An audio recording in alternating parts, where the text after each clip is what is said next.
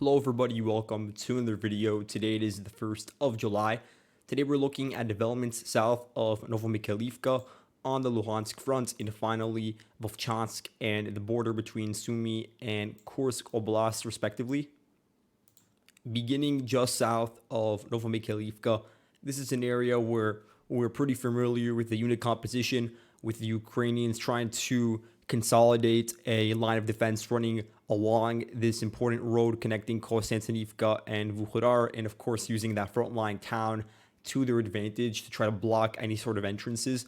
And then you of course have a very active drone unit, the Shadow drone group, also operating around Avdiivka, for instance. And so they've been important in trying to locate and target any sort of Russian columns that advance.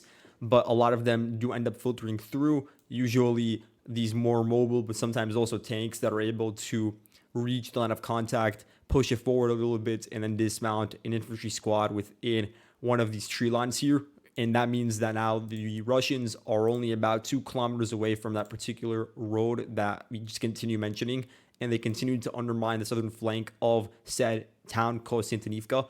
But what we don't see as much of are the vehicles that aren't able to make it to the line of contact. Some of them just have to cross through kilometers upon kilometers of open field before reaching the battlefield.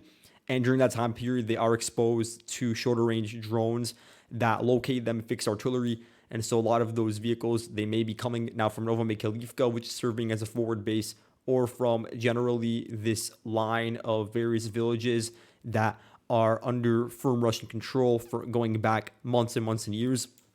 And so a lot of that is coming from particular units like the 39th Motor Rifle Brigade of the Russian forces.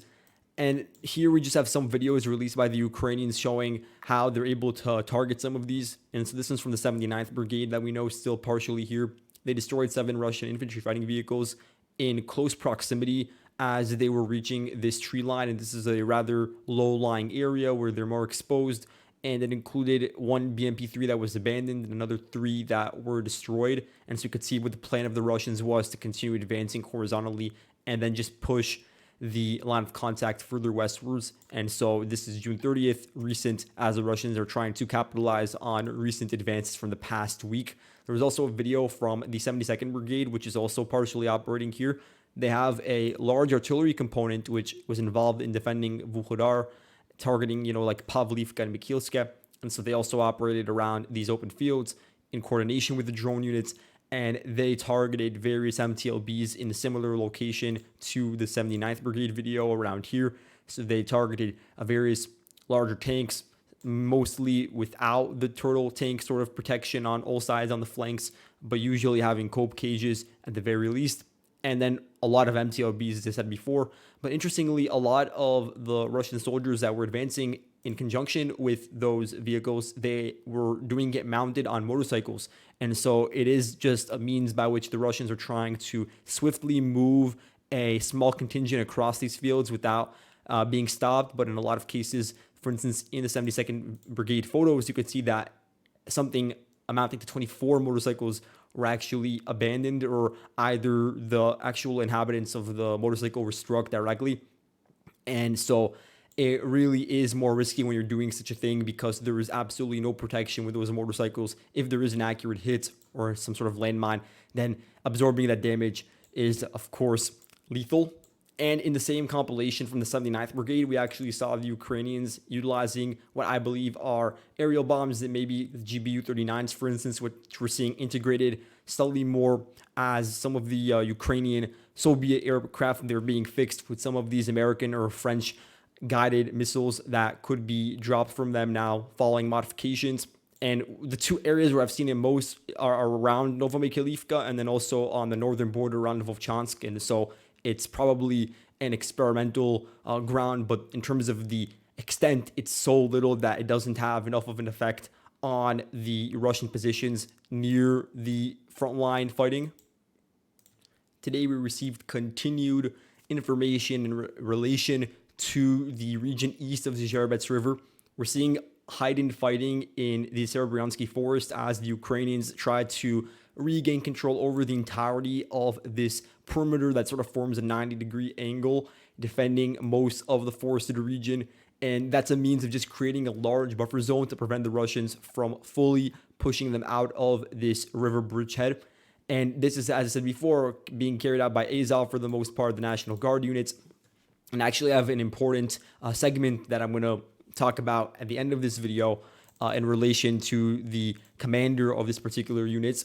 But before we get to that, we have just confirmation of the Ukrainian line of contact from a video released by the 204th Akhmat Regiment, and it shows shelling of Ukrainian infantry within these trenches. And you can see how these are some of the most well-developed defenses in the entire region. And they were aided initially by the fact that there was so much foliage, but after years, not really more than 2 years, but really months upon months of shelling and any other sort of firepower, definitely that leads to a decrease in foliage, then makes those defenses more exposed to the sort of shelling that we saw in this video. But it does also confirm the Ukrainians are holding the region and trying to move in larger squads. Just north, you saw the Russians trying to perhaps advance along this particular route, going vertically south through the forest. And there's just a video from the 45th Artillery Brigade, which is providing a lot of the artillery support. Of course, they're filming a Russian BMP as it was under said fire, and then eventually was destroyed by some of the mines that are stationed here. And this is an area that is also rather dense in minefields, and that and the foliage issues due to so much trees, those are big reasons why we don't see as many vehicles in this forested area. Looking further north, we see the Ukrainians continue to solidify control over the forested regions east of Terny. We now have geolocated footage. I'll actually see if this is relevant to today. Yeah, the one from June 30th, that one is important. It's for the 20th Combined Arms Army, one of the Russian large formations that is operating generally around Luhansk. So they just continued showing shelling and dropping grenades onto these Ukrainian forces in order to make it more difficult for them to solidify control over whatever makeshift defenses were set up in these tree lines. And it's all a part of just relieving pressure off of these villages right next to the riverbank. A bit further north, we have a video that shows a slight Russian advance. And you can see that marked over here from July 1st. It's actually from the 66th Mechanized Brigade. I want to see if I could find their logo here on the map. But they just conducted this shelling operation towards a Russian infantry squad, which is also rather large in size. And they were walking in formation near the trench in Makivka, and that's when they were targeted. And it again confirms to us that it's not just the Ukrainians that are holding certain defensive structures, but it's also, of course, the Russians. And this one is just a couple hundred meters away from this village near one of the more thin parts, you could say, of the Zherebets River. Now, looking at Vovchansk, we still don't have elaboration on the Russian operations that definitely have at least started in the apartment quarters. It consists of roughly 24 apartment buildings. A lot of them have been damaged since then, since the Russians started their operation due to Fab 3000s being dropped. You could see that in one of the videos that I talked about in yesterday's video. And so absolutely that is playing a role in Russia being able to get this pathway in an area that is less exposed, and then being able to enter into the ruins of whatever apartments they were fighting over. And so far, what I'm seeing is that at least we're beginning to see an acknowledgement from the Ukrainian side, whereas yesterday it was exclusively coming from the Russian side, I believe. But besides that, we have one other geolocated video, and I really am basing most of the frontline drawing around here based on such videos, which come up pretty regularly. So I have the more cheeky drone group, which is a part of the 57th Motorized Brigade, previously operated around the Kupiansk region, beforehand around Bakhmut Yar. And their FPVs targeted 3 Russian soldiers that were located within the aggregate plants, which again tells us the Russians are still here, despite talk of the Ukrainian counterattack, which did advance through the southern tip of northern Vovchansk. The Russians do still maintain control over said corridor along Pushkinska Street, and they are being subjected to FPV strikes, of course, whenever they're seen. Looking at the region just further west around Hliboke, and this is actually something that I should say more generally. You have the Achilles unit, which is a Ukrainian drone unit affiliated with the 92nd Assault Brigade. Again, another one of these units moved generally from the area south of Bakhmut, and actually 92nd I have marked over here. And the head of said unit, which is a very important drone unit, he mentioned how there was a lot of talk on the Ukrainian side of the Russians withdrawing from certain areas, And essentially, he clarified that although there definitely are back and forths, and that the Ukrainians are able to clear out certain Russian positions, so he still acknowledges that there is a Russian presence in Vovchansk and Hliboka, and essentially in order to rebuff those rumors. And then he says whenever the Ukrainian officials come out and say that the situation has stabilized, it still does mean that there are very difficult battles going on. And so that was just his means of essentially informing the Ukrainian public. And then looking at the area around Vovchansk just one more time, as I was recording this video, I stumbled upon a very recent piece of footage that I hadn't seen before. And this is important because it shows a Russian drone dropping medical supplies for a soldier, probably from the 2nd Spetsnaz Brigade. And they are the same unit that actually were involved in storming that apartment that I talked about in yesterday's video. And so you could see, first of all, the apartment is largely in ruins. And secondly, that during daytime hours, it's essentially impossible to move towards that area across the border streets. It just becomes so difficult. And so it's preferable to supply any sort of wounded soldier that may have been targeted during the fighting there with drone dropped medical supplies. And so that to show you that the resistance here is still extremely strong. Now, looking at the Sumy border, I really should map this in blue and red respectively in order to make it more clear for you guys. But what we see here is that in the early morning of June 1st, there were reports circulating from Russian side of a DRG infiltration into Zhirovka and then also into Vasilivka. We don't have confirmation of Vasilivka, but we do actually have a video released probably from the 53rd Brigade, I think it is, yeah. And they corrected airstrikes using their drones onto Russian positions within the center of the village. And this is something that really isn't novel. There definitely have been Russian DRG infiltrations all across the border villages since going back half a year or even more. There have been expanded DRG operations, and it really started to kickstart around the time just before the Belgorod raid that the Ukrainians initiated in March. And of course, since the Russians opened up the front line just north of Vovchansk, these operations have only increased in order to divert Ukrainian attention away. And so this is definitely still a part of that, as we can see that it is still so close to the border, and there's just a direct path along this road to reach the center of Zhirovka. And so the arbitrary border doesn't really mean much in this case. And then that gives us confirmation that the 53rd Brigade is not just operating around the Pokrovsk direction, that is also operating here, and that there are some Ukrainian jets in the sky, especially on the northern border, trying to strike any sort of Russian nodes of concentration. But it is just important to know that the Russian DRGs are active all across the Sumy border, just in the same way that we talked about several weeks ago, DRG operations around Rizhivka. And so just keep that in mind. The last important piece of information is regarding a dismissal made by President Zelensky of the general, very important general, specifically Yuri Sodol. He's the commander of the joint forces of the Ukrainian armed forces. So previously, Sodol had been the commander of the Ukrainian Marine Corps starting in 2018 and ending in February of 2024 during the climax of the Avdiivka battle. And that's when he was appointed to that more prestigious position, where he does play a role in coordinating a lot of the more large and concerted efforts of the Ukrainian armed forces, including several branches operating together. And so he does have very important input and control over various theaters of the front line. But a lot of the criticism of him doesn't just start with his tenure in May of 2024, but also his role in leading 4 of Ukraine's Marine brigades. But most immediately, the criticism that surrounds him is due to issues surrounding the Russian forces being able to quickly break through the border around just the region north of Vovchansk and between the Kharkiv and Belgorod borders. And there's a lot of concerns about the sort of units that were there, the unit placement, the proper building of fortifications, and any sort of corruption. And so then a lot of the blame has recently been shifted towards Sodol specifically, but not just for the role that he may have played in overlooking this part of the front line, but also his history leading the Marine Corps.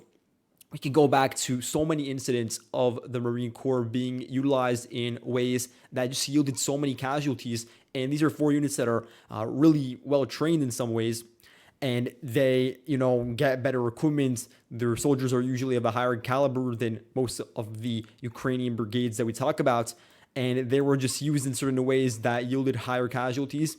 We could go back to late 2022, early 2023, when the 36th Marine Brigade in particular was used in a lot of assaults towards Russian forward positions in areas like Vodiane and Opitny, along with the 503rd Marine Battalion. And so they were tasked with crossing over a lot of these open fields filled with to the brim with mines.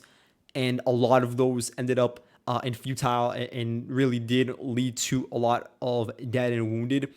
And so that was the first point of criticism. But then you had, during the summer counteroffensive, some of the Marine brigades involved in operations to capture Novomykhailivka between June 5th and June 7th. The issue this time around was likely that he underestimated the extent of the Russian defenses in the region. But if you look at the density of trenches, it's not even that. It's more so the fact that Russia did have extremely superior and concentrated firepower on the fields around Novomykhailivka, and he definitely did not take that into account when utilizing such a large amount of vehicles in a small area, in an area that's exposed without enough support from whether it be the Air Force or from artillery crews. And during that 2-day period, they also used a lot of lightly armored French AMX 10s for these sort of vanguard operations, which is something that, given the Russian firepower, really did lead to increased damage to equipment and manpower. And so, yeah, even Ukrainians describe these 2 days as a period of colossal losses. Then in September of 2023, and this is once a lot of the summer counteroffensive became more narrow in terms of its objectives, and we saw way less fighting across the entire line of contact. But the Ukrainians were trying to look for an avenue in order to regain momentum, and the place where Sodol found it and where he was in charge of a lot of frontal attacks was around Novomykhailivka. And so I believe it was to Shevchenko and Novomykhailivka where the 35th and 38th Marine Brigades were involved in trying frontal assaults, trying to cross over the river plains in the region. And again, this is very similar to the Novodonetsk situation. Although less in scale, it did drag out for a couple of weeks. And during that time period, the Russians were, of course, even more prepared than they were in June for the Ukrainian attacks. And so in this case, the Ukrainians were not even able to get a solid foothold in Novomykhailivka. They were able to reach the northern portions before being pushed back, and then any sort of attempts through the gray zone were quickly spotted and led to high vehicular damages and, of course, targeting any sort of Marine that was operating here out in the open without a vehicle. And finally, we had, by the end of 2023, after a relatively short rotation for the Marine brigades that fought very heavily around the Velika and Novosilka axis, then they were moved to the Kherson front, where they played a role in the Krinky bridgehead. This is where you have the 35th, 36th, and 38th brigades for the most part, and then the 37th brigade was moved later on, and they fought for just so many months. And there wasn't really an expectation that it would drag out up until this point in time in mid-2024. And there were so many instances while the bridgehead, when those units were operating on the bridgehead, wherein they weren't able to establish a proper flow of communication with the other side of the riverbank. They were not able to really funnel in logistics. And so for a long period of time, it was difficult to conduct medical evacuations. It was difficult to get supplies, so that to be dropped from drones, like we talked about with the Russian soldier in that apartment. And all in all, using such really what are considered to be higher brass Ukrainian units in such an area that is disconnected from the rest of the front line, and really continuing to do so despite the lack of results after month upon month and higher casualties, that did expose some issues with the decision making, perhaps not just of Sodol, because perhaps, and I'm not as familiar with every single decision made by a Ukrainian commander, but perhaps it is much more than just Sodol himself, and it also includes other high-ranking generals. But definitely, as the head of the Marine Corps, he was overseeing all of this, and so that's definitely an issue that has raised concerns with some of the elements of these certain Marine brigades. And now that the SBU is conducting this criminal investigation into him after Zelensky removed him from his post, they have to go through this process of going back over half a year and talking to all those soldiers. A lot of them have been either maimed or killed or moved to other units, and so it just makes it more complex in that regard. But I'm trying to think of why the Ukrainians would want to continue the Krynki operation after so long, and I would say perhaps it would be because they're hedging their bets on the sort of Magyar's drone units to continue targeting Russian forces from close by and to try to pin down Russian forces instead of moving them to other parts of the front line. But these are just my own speculation, and definitely it doesn't account for all the damage that it caused to the Ukrainian side. And so, of lieu of all these, what you could say, mishaps, Bogdan Krotevich, he's the commander of the 12th Azov Brigade. As I said before, he released this post where he just publicly lambasted. He didn't name Sodol, but most people understood that he was referring to him. And that's what kickstarted a lot of the public sentiment against the general. And so what he said is that he just was, what the Azov commander said is that Sodol was just exceptionally irresponsible with the men that he had under his control. And so now Sodol has been replaced.